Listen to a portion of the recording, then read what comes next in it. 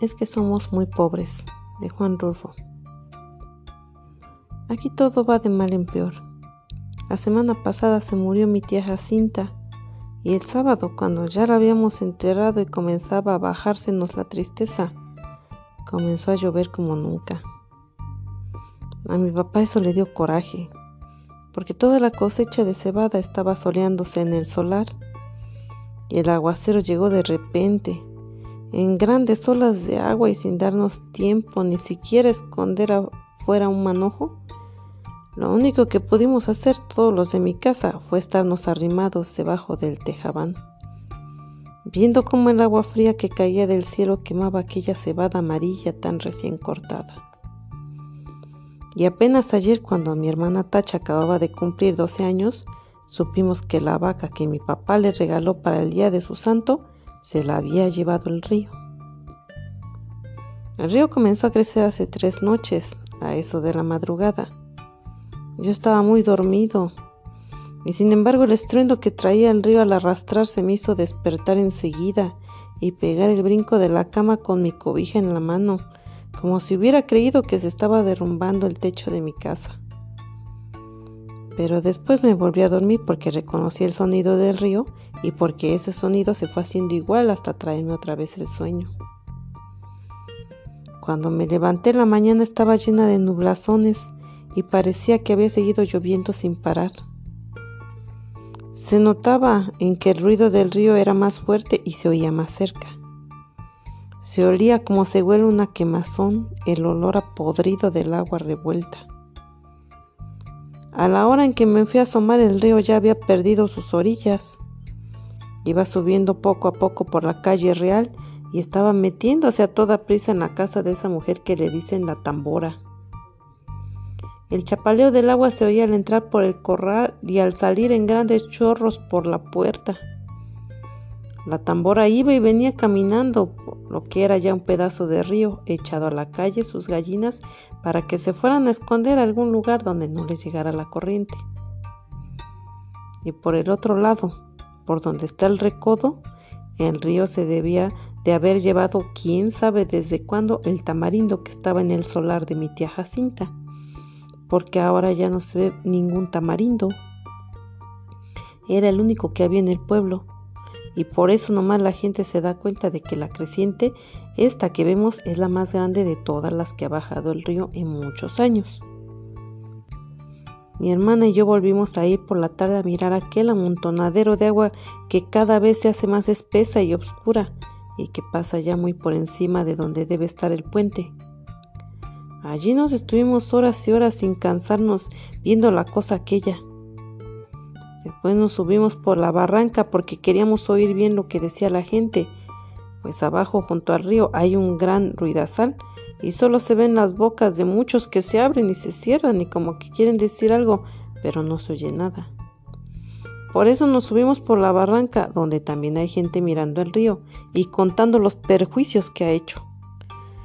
Allí fue donde supimos que el río se había llevado a la Serpentina, la vaca esa que era de mi hermana Tacha, porque mi papá se la regaló para el día de su cumpleaños y que tenía una oreja blanca y otra colorada y muy bonitos ojos.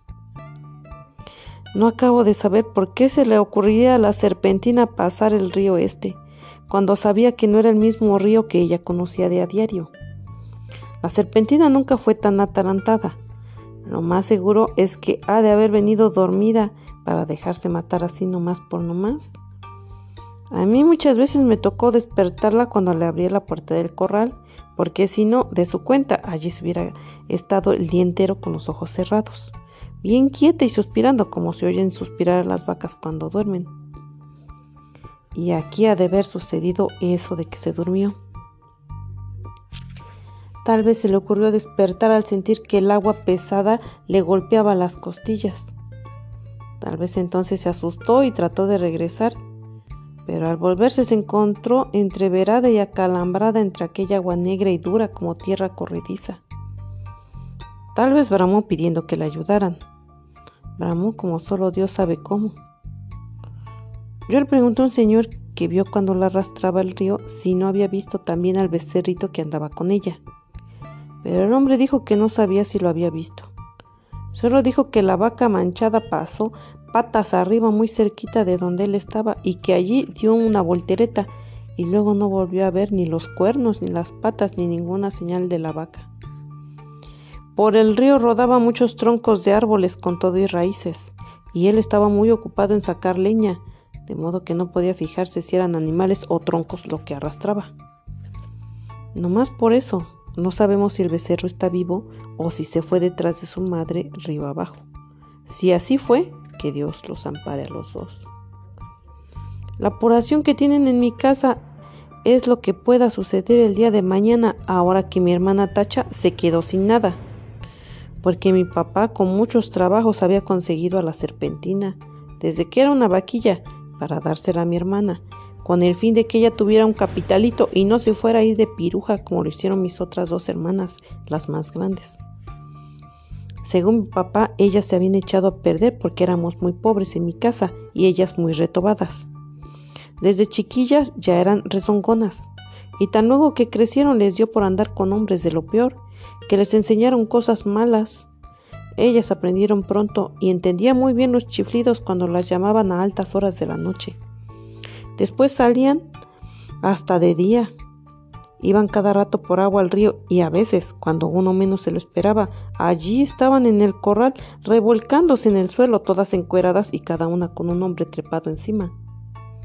Entonces mi papá las corrió a las dos.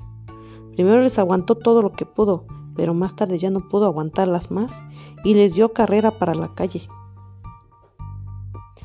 Ellas se fueron para Yutla o no sé para dónde, pero andan de pirujas. Por eso le entra la mortificación a mi papá, ahora por la Tacha, que no quiere vaya a resultar como sus otras dos hermanas, al sentir que se quedó muy pobre viendo la falta de su vaca, viendo que ya no va a tener con qué entretenerse mientras le da por crecer y pueda casarse con un hombre bueno que la pueda querer para siempre. Y eso ahora va a estar difícil. Con la vaca era distinto, pues no hubiera faltado quien se hiciera el ánimo de casarse con ella solo por llevarse también aquella vaca tan bonita. La única esperanza que nos queda es que el becerro esté todavía vivo. Ojalá no se le haya ocurrido pasar el río detrás de su madre, porque si así fue, mi hermana Tacha está tantito así de retirado de hacerse piruja. Mi mamá no quiere. Mi mamá no sabe por qué Dios la ha castigado tanto al darle unas hijas de ese modo, cuando en su familia, desde su abuela para acá, nunca ha habido gente mala. Todos fueron criados en el temor de Dios y eran muy obedientes, y no le cometían irreverencias a nadie. Todos fueron por el estilo. Quién sabe de dónde les vendrá a ese par de hijas suyas aquel mal ejemplo. Ella no se acuerda. Le da vueltas a todos sus recuerdos y no ve claro dónde estuvo su mal o el pecado de nacerle una hija tras otra con la misma mala costumbre. No se acuerda. Y cada vez que piensa en ellas llora y dice que Dios las ampare a las dos. Pero mi papá alega que aquello ya no tiene remedio. La peligrosa es la que queda aquí, la Tacha, que va como palo de ocote, crece y crece, y que ya tiene unos comienzos de senos que prometen ser como los de sus hermanas, puntiagudos y altos y medio alborotados para llamar la atención. Sí, dice, le llenará los ojos a cualquiera donde quiera que la vean, y acabará mal. Como que estoy viendo que acabará mal. Esa es la mortificación de mi papá. Y Tacha llora al sentir que su vaca no volverá porque se la ha matado el río. Está aquí a mi lado con su vestido color de rosa, mirando el río desde la barranca sin dejar de llorar. Por su cara corren chorretones de agua sucia como si el río se hubiera metido dentro de ella. Yo la abrazo tratando de consolarla, pero ella no entiende. Llora con más ganas. De su boca sale un ruido semejante al que se arrastra por las orillas del río, que la hace temblar y sacudirse todita. Y mientras la creciente sigue subiendo, el sabor a podrido que viene de allá salpica la cara mojada de Tacha, y los dos pechitos de ella se mueven de arriba a abajo sin parar, como si de repente comenzaran a hincharse para empezar a trabajar por su perdición.